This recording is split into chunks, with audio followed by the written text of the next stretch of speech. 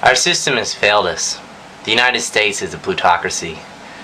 It's been this way for many decades, since television was invented.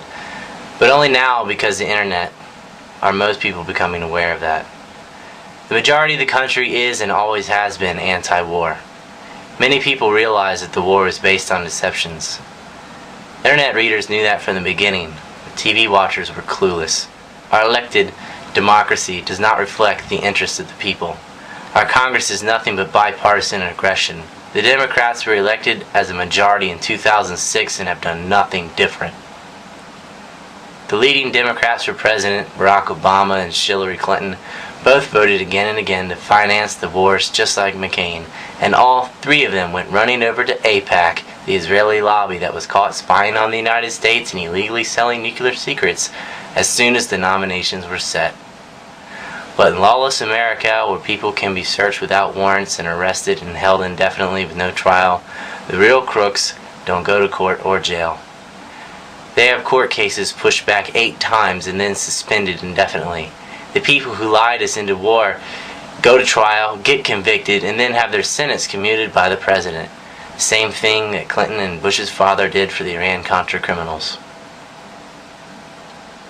Congress is Israeli occupied because the lobby is a wing of the military-industrial complex. Their job with their fascist Zionist ideology is to generate conflicts because conflicts equate to profits for the corporatocracy and debt for the nation. The banks are laughing all the way to the printing press.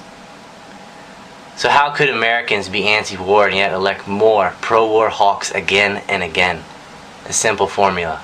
The media gives them 2 choices by promoting them non-stop. They can pick pro-war or very pro-war, and that's the only options. American suckers pick what they think is the lesser of 2 evils and get stuck with evil. One group taxes and spends and the other just drives up debt, as Ventura would point out. The 2-party system is 2 wings of the same party, the plutocracy. Money rules politics, not ideas. Ron Paul is a wonderful example of how the media can crush a populist candidate just by saying he can't win, and then the lemmings buy that and make it true by settling for someone lesser who they are told can win, aka Obama. The Israeli/war party wins again because no matter what, you are choosing between 2 of their guys. Many Obama supporters hope and even believe that he is lying just so that he can get elected. But his voting record stands on its own, and it's no different than the other 2 shills. The U.S. is on the brink of an economic collapse. Hyperinflation in real numbers as much as 11% has devalued the dollar to the point where gas prices and other foreign goods are unbearable. Base crops are set to be converted into fuel in the middle of a global food crisis, and the housing market was attacked by predatory lending to the subprime, more like the sub-broke, borrowers, and then the Fed just bailed out the speculators and the banks with new money. It's Robin Hood in reverse, as many people put it. The TV-approved candidates don't bring up these issues. The Fed is a sacred cow. They have the common people thinking that oil rises because Arabs are angry at us. This is not so. Production is at its highest levels ever, and it's not the result of overconsumption, although I agree with cutting back on consumption for independent reasons. Now, the price of oil in gold has remained constant, while it has tripled in dollars and is set to go up much, much more, and the government continues to borrow more and more to pay for the war and all its lucrative contracts. Prices are up because the dollar is down. The dollar is down because of the hole in the boat called the war. While the press focuses on rearranging the deck chairs below, we have a gaping hole sinking the ship and hurting the lower and middle classes the most. The beginning of a solution for our problems starts with the mass media. People cannot vote about things when they have no clue what is really going on. Our media prefers to talk about celebrity gossip and wedge issues rather than reporting on the news. What kind of pin, what kind of lapel is Obama wearing? Forget about how he's voted and what he's doing. Let's focus on people's preachers or what Britney Spears, whatever. They acted as cheerleaders for the war. They promoted every Pentagon talking point with their message force multipliers, and they just outright lied to you. The press has refused to cover massive stories, but it has been all too willing to cover them up. Watching the mass media, it is possible for one to believe that Iraq did have weapons of mass destruction and that the U.S. went over there to liberate people from a dictator. that the war is going well, and the only times death are even mentioned are when they break a new 1,000 and change the first digit of the number. The web has forced the MSM to report at least some actual news. According to mass media, Palestine is full of terrorists and Israel is only defending itself with precision strikes and a fence that is there for security reasons. Never mind that the fence is actually an armed wall and that it is not even on their border but cuts well into the West Bank to wrap around and protect internationally illegal racial colonies created by the equally illegal, immoral, and insane house demolitions. Israel defends its stolen territory through collective punishment and the displacement of millions and the deaths of tens of thousands. The MSM would make it seem like just a few dozen people, all militant terrorists, and all taken out from the air after rocket attacks provoked it. Right. And the American Indians killed their own buffalo, and Custer was only defending the U.S. by invading their land. And there was no genocide, and they just magically disappeared. That, or they didn't even exist at all. Revolution has got to target the media. We have got to vote out as much of Congress as possible. We've got to stop relying on the two parties. The presidential race is over. Just don't vote for McCain.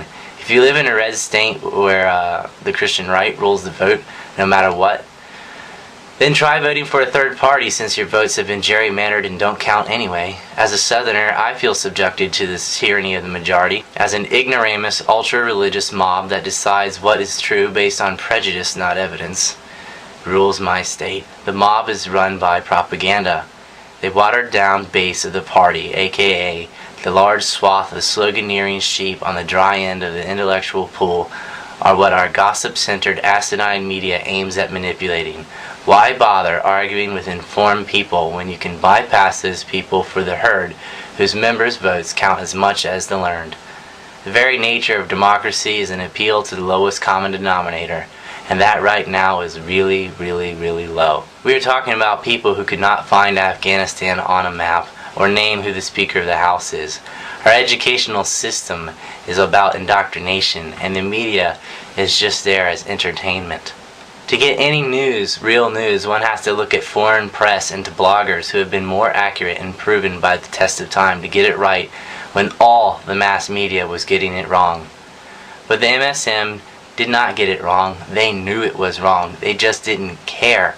That is what they are paid to do. And if you got it wrong about weapons of mass destruction, it's not because it's complicated. It's because you're a goddamn idiot.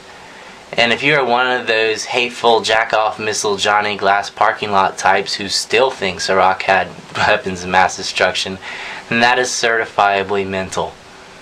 No amount of willful ignorance could cover that up.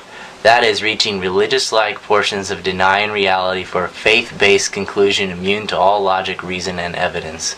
I don't care what your religion is, if any at all, but we have got to separate church and state.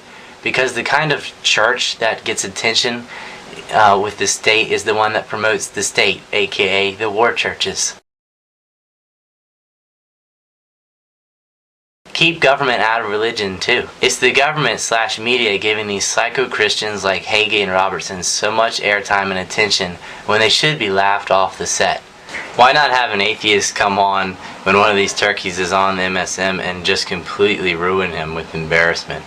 If you've ever seen a debate between an atheist and a holy roller, it's pretty funny, and you'll know how easy it is for the holy roller to just get completely owned. It would be the Scopes monkey trial all over again. The only thing protecting religious fundamentalists from annihilation is avoiding public debate because it's an untouchable subject in the press.